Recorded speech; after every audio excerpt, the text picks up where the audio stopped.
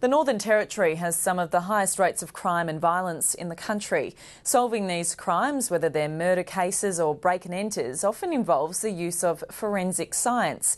The Chamberlain case in the 1980s questioned the reliability of forensics in the Territory. Scientists say a lot's changed since then, but lawyers believe the science still needs to be heavily scrutinised. This week, a new set of national standards were unveiled in a bid to improve the practice of forensic science across the country. Hi. Hi. From crime scene, are you? Yep, we're crime scene. A man has been fatally stabbed. Crime scene examiners have arrived to gather evidence. Today it's just a training setup, but it's an all too familiar scenario in the Northern Territory. It looks like the deceased has suffered stab wounds to the back. You do see some horrific things, and I guess it's not something that everybody would wish to do. So as a crime scene examiner, we attend with the detectives and we photograph, record all the scene, collection of the evidence that will be taken back and then given through to biology, chemistry, the appropriate people. What goes on here at the crime scene is vital to what follows in the court system. Crime scene examination really is the backbone in some ways of forensic science, because if they don't do it correctly and thoroughly, then the chance of getting other evidence for the other specialists to examine is lost.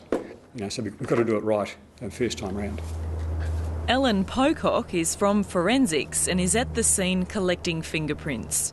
She collects samples and takes it back to the lab for processing. Once you get the sample, I think the longest time for us in fingerprints is the marking of the minutiae.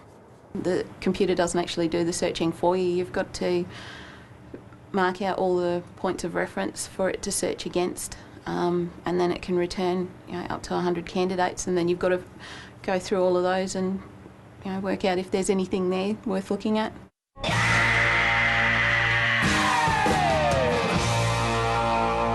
US television shows like CSI have brought forensic science into the household. But those who work at the coalface say the popularity of these shows can be damaging and fuel unreal expectations of the techniques. Ryan, I thought you were going to process Jack Bradford's shirt. I am. The DNA confirms the blood belongs to our dead girl. I think they're good entertainment, but they don't portray forensic science in its reality. They've got fantastic technology.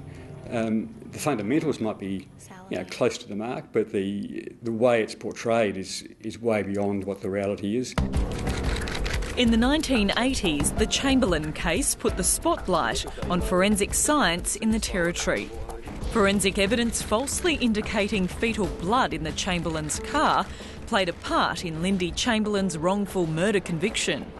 That was ultimately discovered to be sound deadener, and the reason that there was a mistake as to concluding it was fetal hemoglobin was because the initial police officer hadn't obtained the sample properly nor conducted the initial general test properly, and that just led to a domino effect which ultimately led to an incorrect conclusion, which was that it was fetal hemoglobin. I think these days there's far more cooperation, the science is better, there's a much greater focus on specialists being genuine specialists and having the qualifications and experience to do their job. The failings in the case sparked change in forensic science across the country. The Chamberlain case was the impetus for the establishment of a forensic science body dedicated to improving forensic science standards and processes and methodology. Those working in the area today say a lot has changed in the last 30 years, including the discovery of DNA, effectively a genetic fingerprint of every human. The big change has been DNA. That's just brought a huge increase in ability to identify and eliminate suspects. Back in the 70s and early 80s, we were still doing blood grouping with group A, B and O, and now it's just a total revolution. But lawyers say DNA evidence is not fail-safe. Some people would have you believe that DNA spells G-O-D, but DNA is fallible because DNA is ultimately obtained by human beings. At the biology lab, the knife from the crime scene is being tested for DNA. We extract DNA from those stains and we do the DNA profiling on the stains, and then we present evidence, expert evidence, to the courts in the Northern Territory. The forensic branch's job is to present unbiased and scientifically sound interpretations and analysis for the courts.